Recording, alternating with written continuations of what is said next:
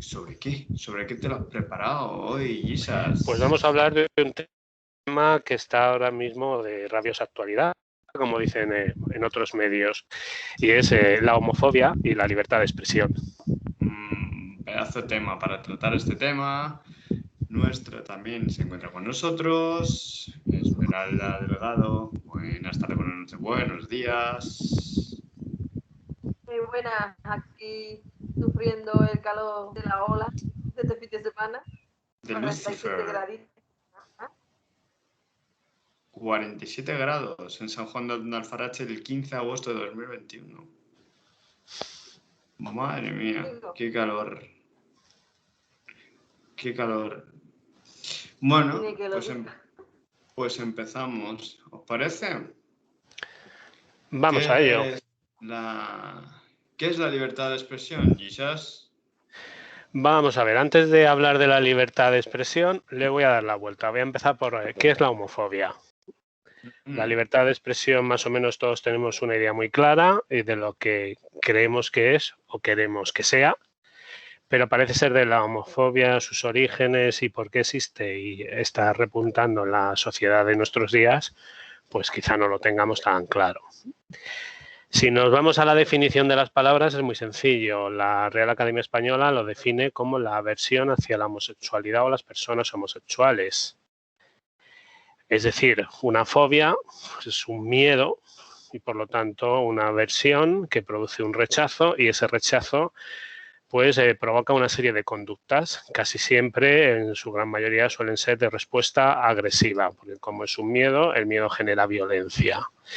Las fobias, pues la psiquiatría moderna, a través de lo que es el manual de base del catálogo de enfermedades, el DSM, es un manual que utiliza la Asociación Americana de Psiquiatría y por ende todos los psicólogos del planeta, ya empieza a ver, ya define a la homofobia como una enfermedad, como un trastorno. Entonces estaríamos hablando de que realmente lo que muchos ven como homofobia como una defensa, esta es un trastorno. ¿El origen? Pues el origen, fijaos que es muy curioso, porque empieza así. ¿Se podría decir que los homófobos están trastornados? Se podría decir perfectamente, no, es que lo están. O sea, yo estoy convencido que igual que hay pues los trastornos obsesivos compulsivos, las fobias, cualquiera de ellas son tratables por los psicólogos y consiguen buenos resultados, la homofobia también. Entonces, pues lo tuyo se cura.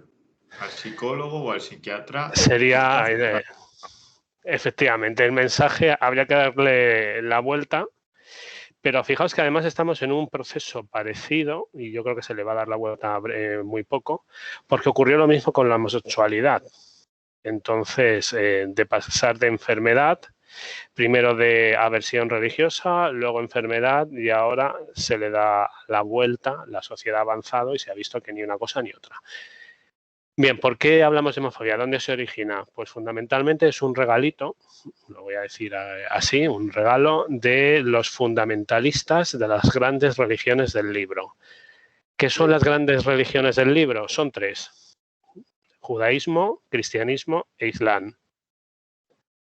Y evidentemente la más antigua, el origen lo tenemos en el judaísmo. En el judaísmo y en las traducciones sesgadas. Tener en cuenta una cosa: los textos que nos han llegado están ya fuera de contexto, no se conoce realmente al 100% el contexto en el que fueron escritos, a través de versiones y versiones, es decir, no tenemos el original, por lo tanto no sabemos a qué se referían realmente, y el que traduce, pues como los italianos dicen muy bien, que todo traductor es un poquito traidor. Pues se lleva un poquito el gato al agua y puede cambiar a capricho, igual que hacían los copistas medievales, omitir o cambiar una palabra. Digámoslo a la italiana. Traductore, traditore. Efectivamente, esa es la frase exacta. Bueno, pues ¿dónde empieza esto? Pues fijaos que empieza en el siglo XI a.C. ¿Y cómo empieza la homofobia? Pues fundamentalmente empieza con un rechazo a lo que se llamaba la prostitución sagrada. Seguramente habéis oído hablar de ello. De lo que no se ha hablado es que la prostitución sagrada también incluía a los hombres. Había fundamentalmente a la diosa Ishtar. En el caso de las mujeres, se la tenían que exponer en un templo y esperar a que alguien pagara la cantidad necesaria para prostituirse con el que había pagado la ofrenda, el dinero, lo que queramos, el pago que se pedía, y eso era ofrendado a la diosa. Bueno, pues también lo había en cuanto a los hombres. Segunda avance, por decir de alguna manera, en esta guerra, en esta homofobia, Sodoma y Gomorra. Habréis oído hablar de ello. No vamos a entrar en detalles históricos, pero sí que se dice, y actualmente se ha visto, ya en el Renacimiento se empezó a hablar cuando se empiezan a mirar los textos sagrados con otros ojos y se empieza a buscar lo que se llama las interpolaciones, es decir, palabras que no estaban en el origen y que se metieron en el tiempo, o las dobles sentidos.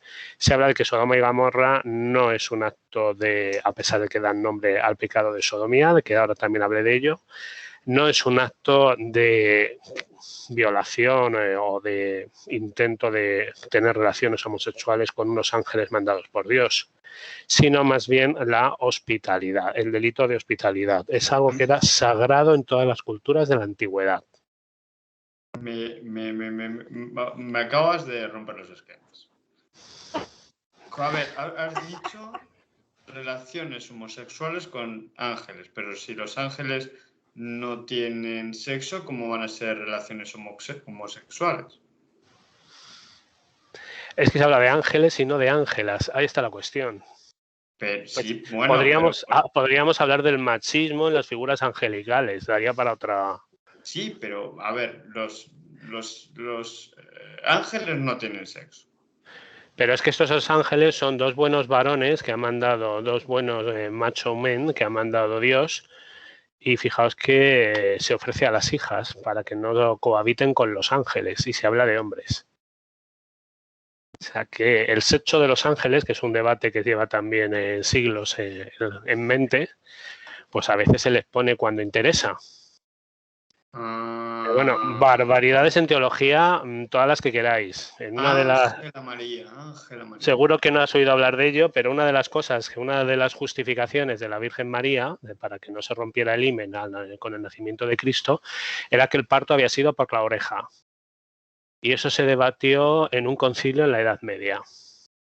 O sea que... Vamos, que había parido de oído. Exacto. O sea, había tenido un tapón y el tapón, pues ya sabéis lo que era. Bueno, el cerumen sagrado. Era un cerumen sagrado, vamos. Así que cuidado con los oídos, que puede salir algo importante. Bueno, más cositas que es interesante. Ya tenemos a Sodoma, que es la que nos va a dar la palabrita, la sodomía. Y fijaos que la sodomía era simplemente aquellas relaciones sexuales que no estaban previstas o que no estaban encauzadas a lo que es la reproducción.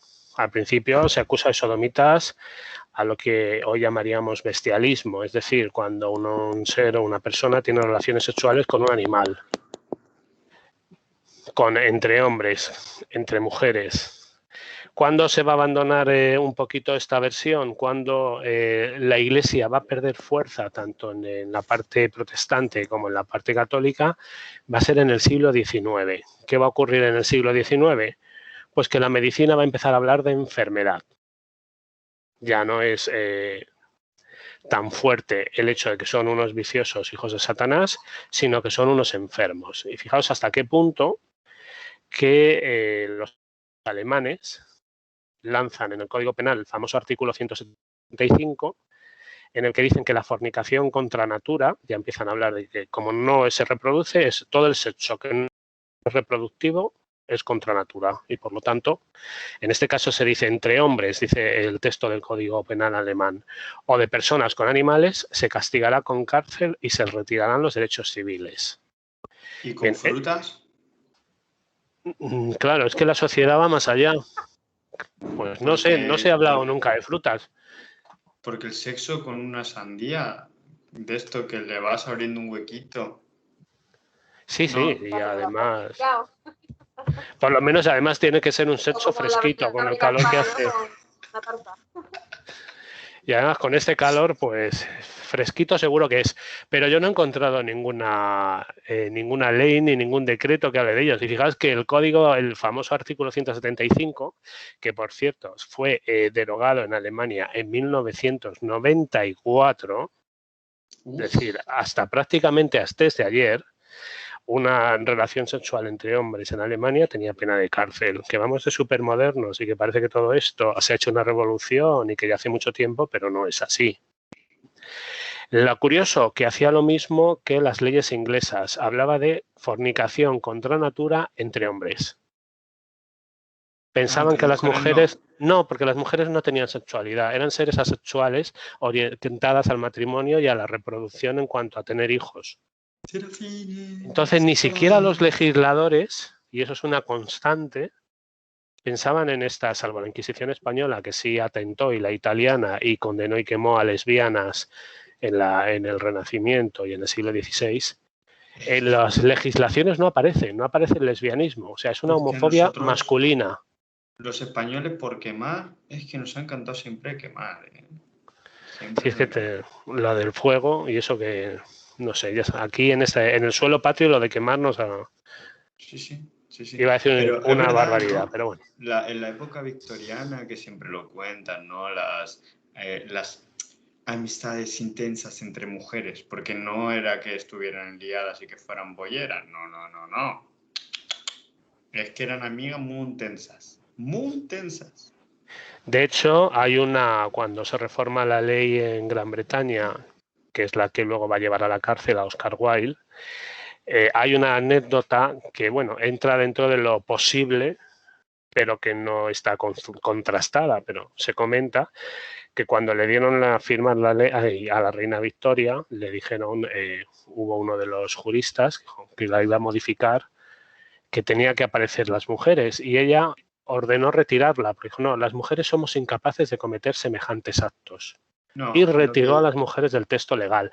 Es una anécdota que se cuenta, pero no está, ya os digo que no le podemos dar toda fiabilidad, pero probablemente en el pensamiento de la época estaba así. No se consideraba a las mujeres capaces de cometer semejantes actos. A ver.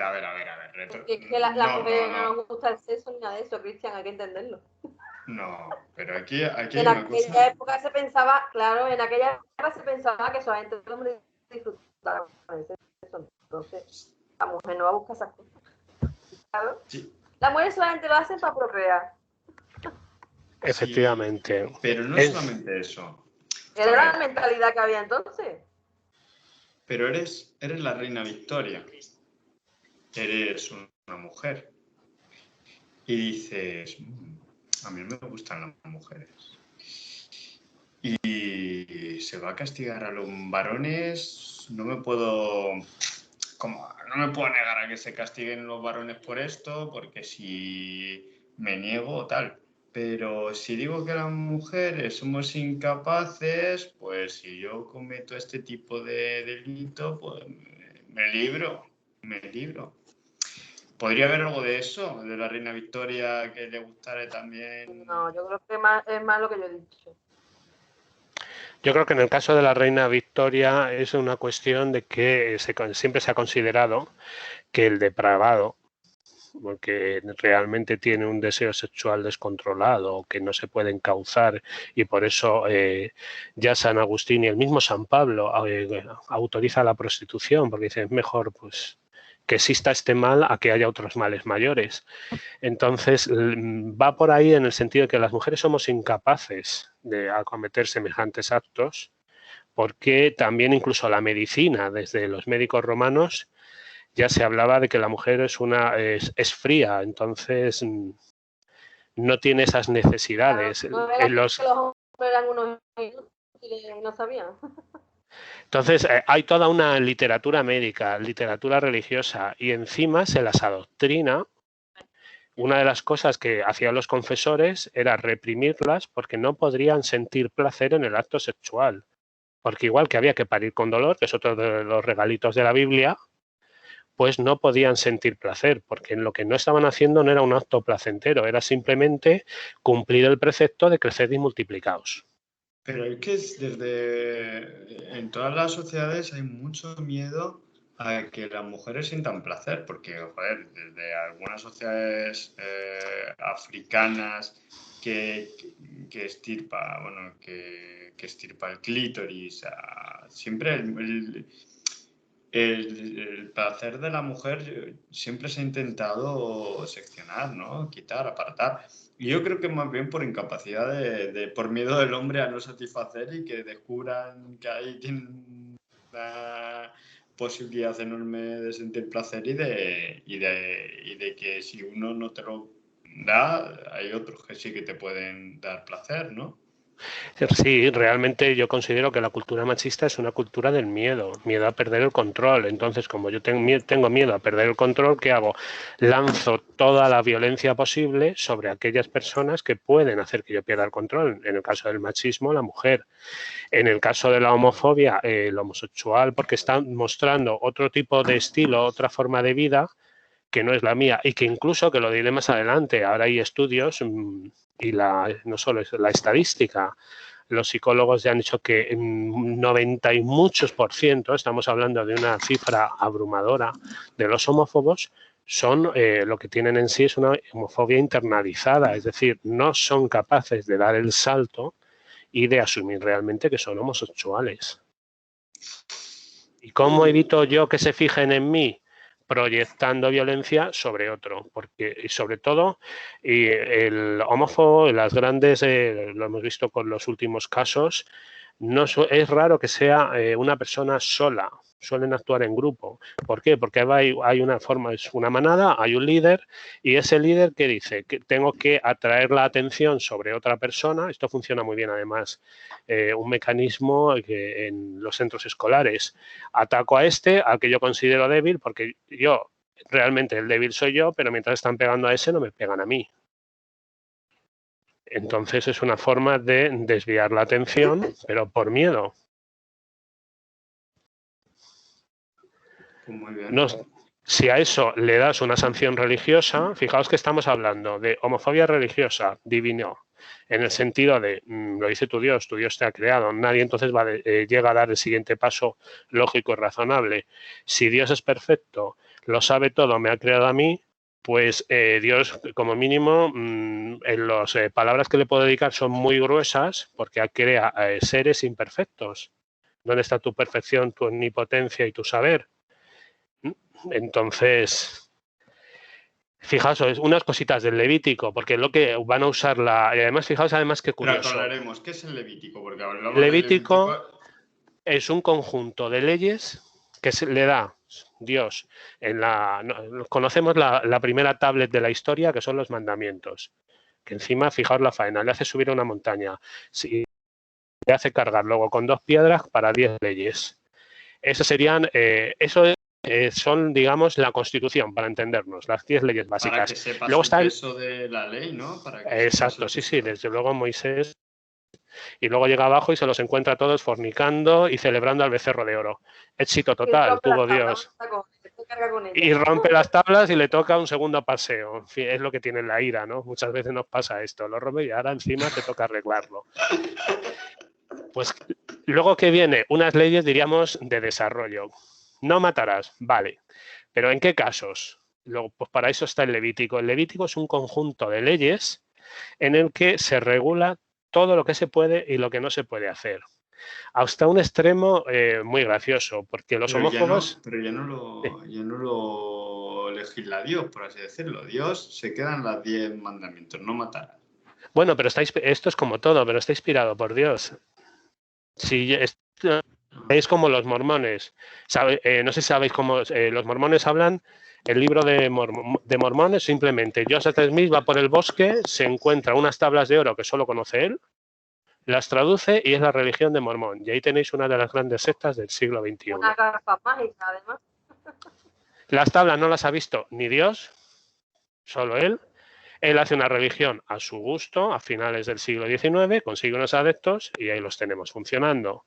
Entonces, la mejor sanción es la religiosa.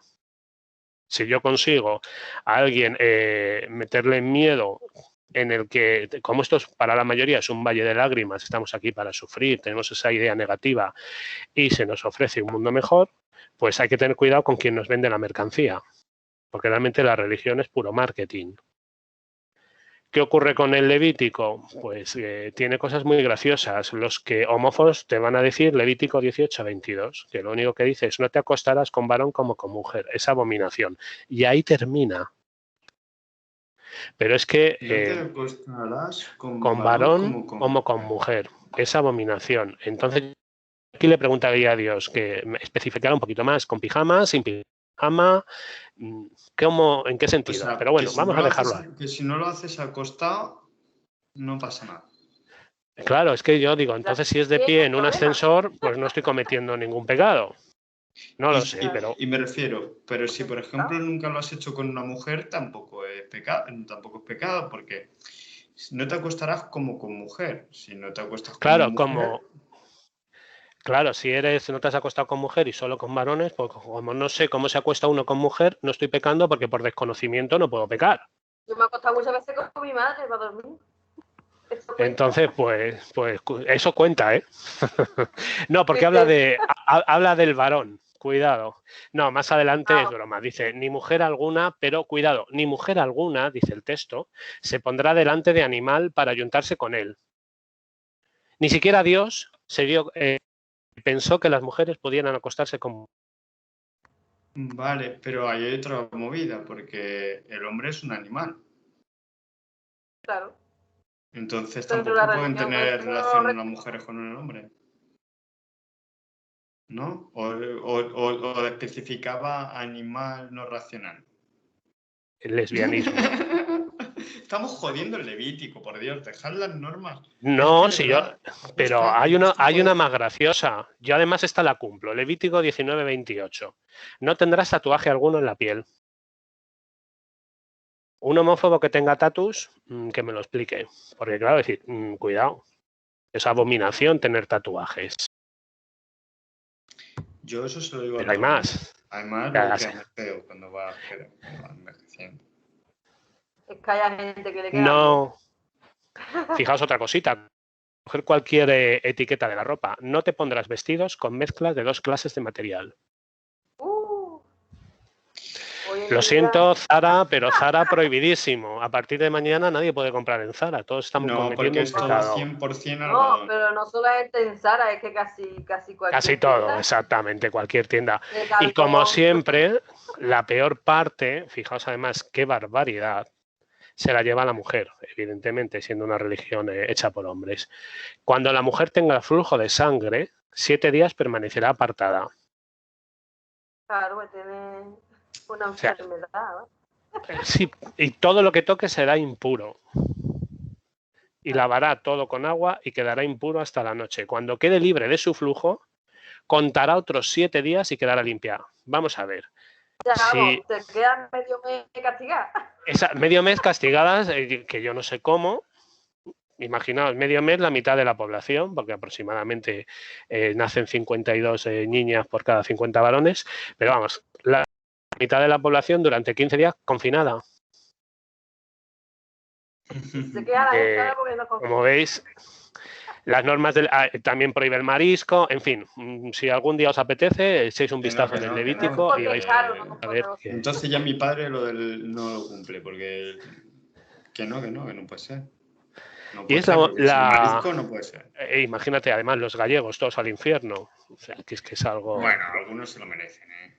Franco, no hay piedras, porque ya sabéis que cuando habla de abominación, la pena es la lapidación. Creo que no nos vamos a quedar sin piedras si ponemos el Levítico en marcha. ¿Refuerzo que hay en el Nuevo Testamento? Pues ya sabéis, San Pablo, pero San Pablo habla de los afeminados. Era una corriente que además estaba dando en el Imperio Romano, que San Pablo, como buen romano y ciudadano romano que era, pues también lleva en el texto. Ya se estaba, como crítica, simplemente estaba mal visto ser catamitus, es decir, ser pasivo o tener pluma. Pero de ahí... ¿Ser qué? Catamitus, el que pone el culo, literalmente en latín, que queda más bonito. Así ya sabes, sí, le puedes llamar a... Claro, le puedes llamar a alguien catamitus, se va a quedar un poco como diciendo, ¿qué dirá este pobre que ha bebido? Pero no sabe lo que es. Tú lo que eres un catamitus. Exacto. Y te va a decir que qué es lo que cata. Y entonces, bueno, ahí ya pueden venir los problemas. Mitus. Ahí. Fijaos que... Dime. Yo llevo una hartura de mitus hoy. Uf, los mitus que me comí. Pues como veis, siguiente paso. Como os decía, 3 religiones del libro, judaísmo y cristianismo, ahí se quedan y viene el islam. Hola, Islam. Oh, espera. Uf, qué cojones, ¿eh? Fijaos que hoy Islam da cojones. Afganistán, Kabul ha caído hoy. Por segunda vez en la historia, Afganistán ha demostrado que es un país ingobernable. Ni la Unión Soviética pudo. Estados Unidos, nada. Miedo me da. Pero ya se demostró que Estados Unidos estaba detrás de la creación de los... De los talibanes, sí, pero como pasó con Bin Laden, o sea, ellos han creado una bestia, el niño les ha salido rana. El problema es ahora las mujeres allí, que en fin, un país que en los años 70 tenía universidades y era puntero, pues vuelve a la Edad Media. Pero fijaos que tanto que hablan los talibán, que además lo primero que han dicho es que a todos los homosexuales les van a tirar edificios encima, o tirarles de un edificio, o tirarles paredes encima. El Corán no dice nada. El Corán dice, llamad, hay una sura, o sea, las suras son los versículos, y si llamad a 4 testigos, tiene que haber 4 testigos para hablar, para atestiguar con las mujeres que cometan deshonestidad. Si la mujer comete deshonestidad, que no dice que es la deshonestidad, o sea que aquí vale todo, recluirlas en casa hasta que mueran. Si 2 de los vuestros la cometen, castigad a ambos severamente. Si se arrepienten y enmiendan, dejadles en paz, porque Alá es indulgente. Es decir, el Corán no condena la homosexualidad, como veis. Lo único que dice es que, bueno, si hay deshonestidad entre 2 hombres, si se arrepienten y enmiendan, dejadles en paz. Es un pequeño avance. Y lo más gracioso, que habría que decir a los talibán, que la Sura 56:17 dice que en el paraíso serás servido con vino bendecido por hombres jóvenes y muchachos inmortales.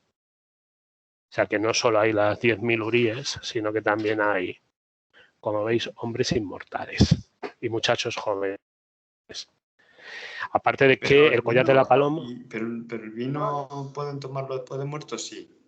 Estás en el paraíso, se puede hacer de todo. Y aquí, fijaos que el propio Corán habla de vino bendecido.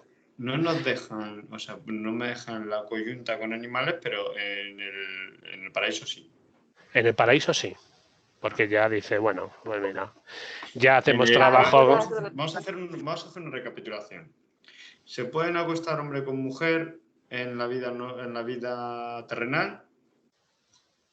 Es una pregunta, sí, ¿no? Sí, en el cristianismo siempre que sea con fin reproductivo. De hecho, había una oración que se resumió y al final, ya en el siglo XVIII, se pedía perdón antes de realizar el coito, antes de tener relaciones, a Dios, porque no era ni por oficio ni por fornicio, sino para tu mayor honra y beneficio.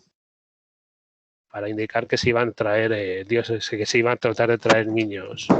Si es sexo reproductivo, está permitido. Que el varón, por ejemplo, no es fértil.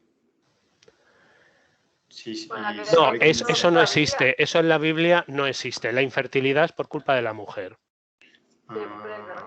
Luego, en fin, y que vendrá la biología y ya estamos, ya la hemos liado. Y dirá que a veces no es así. Pero bueno, los fundamentalistas te dirán que la biología está equivocada, claro. Claro, igual que lo de la evolución y todo eso. Efectivamente. Entonces... esto es como la ley del embudo, ¿no? Lo ancho para mí, lo estrecho para... Ahí está. Claro. Me encanta, bueno. Me encanta esta charla porque entonces, en el cristianismo solo pueden tener sexo hombres y mujeres en caso de procreación. Y sí, en caso de una cosa que se hablaba que daba pie a enfermedades, el semen retentum, es decir, uno de los 4 fluidos del cuerpo que no podía estar acumulándose en exceso, tal y como establecía Galeno, pues el propio San Pablo admite, además dice, antes de quemarte, cásate, admite que te cases para poder encauzar tu impulso sexual y como mal menor se admite la prostitución femenina. Claro. Muy bien, muy bien. Eso el cristianismo San lo Pablo era un entiende. máquina, ¿eh? Las leyes a su gusto. San Pablo, dicho claramente por varios investigadores y traducido, que ya ahora me van a tildar de hereje, el pobre San Pablo era un mercader de alfombras con muy poco éxito sexual, probablemente homosexual, y que no se comía una rosca. Entonces, un incel, que les llaman, ¿no? Exacto. Pero el propio San Agustín tuvo un novio y cuando le murió su novio, los lamentos por la muerte de su amado son igual que aparece David y Jonatán en la Biblia. David, cuando muere Jonatán, lo primero que dice eran: tus besos eran más dulces que los de cualquier mujer. Hay una relación homosexual en la Biblia. Doblaron las campanas cuando se murieron. Entonces, y San Agustín en las confesiones lo admite. Lo que pasa que, claro, como ya no era santo, pero ya era católico y que apuntaba maneras, pues habla de una época del error y del pecado. Ya, pero que me quiten lo bailado. También tuvo un hijo y abandonó a su mujer y a su hijo para vivir el catolicismo, el cristianismo de la época. O sea, que era, digamos... Lo tenía todo. Y luego doctor de la Iglesia y santo. Y furibundo homófobo. Viene un poquito pues a lo que decíamos al principio también, de que muchos homófobos pues son pues personas que están en un armario de lo más, vamos, que no pueden admitir porque su creencia religiosa está por encima de lo que es su sentir como persona, su sentir vital. Vale. Entonces, hombre con mujer en los casos que hemos dicho. ¿Mujeres con mujeres pueden tener sexo o no pueden tener sexo según las no está regulado. No está regulado porque no se concibe. Fijaos que cuando os he leído el artículo 175 del Código Penal alemán, habla de hombres. La ley de vagos y maleantes en España, que es el más famoso texto que también estuvo vigente hasta el 78, habla de maleantes, de hombres, vagos, no habla de vagas, fijaos, no se percibe.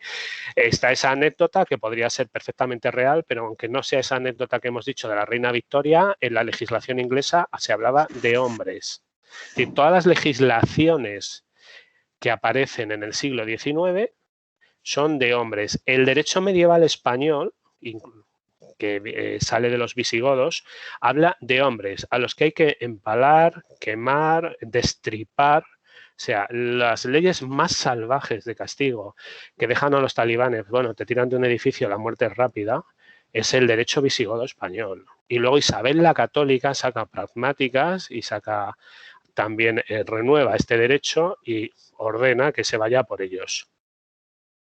La Inquisición utilizará el delito de sodomía, el pecado de sodomía, para poder intervenir contra los homosexuales, porque al principio no estaban bajo su jurisdicción, porque no se concebía como un delito religioso, sino como un delito físico. Cuando ya Isabel la Católica y por los posteriores empiezan a reforzar ese derecho, a compilar leyes y a decir que siguen vigentes, porque cosa que no se nos debe olvidar nunca. Mientras una ley no es derogada, está vigente, da igual que sea de ayer o de hace 200 años, y puede ser puesta en práctica o en vigor en cualquier momento, porque no está anulada. O sea que, como veis, eso en la Europa occidental. Si habláramos de otras realidades, pues... La antigüedad, pues la única homofobia que se ha visto en la antigüedad y quedaba dentro del ámbito de la sátira, porque ellos no hablaban de Tácito, Catulo, en fin, todos los textos de Roma, que son en los que se ve un poquito de homofobia, es más bien plumofobia, pero en el sentido de que si eres ciudadano romano, si no eres ciudadano romano, como eres una bestia, pues te puedes relacionar como bestia, no pasa nada.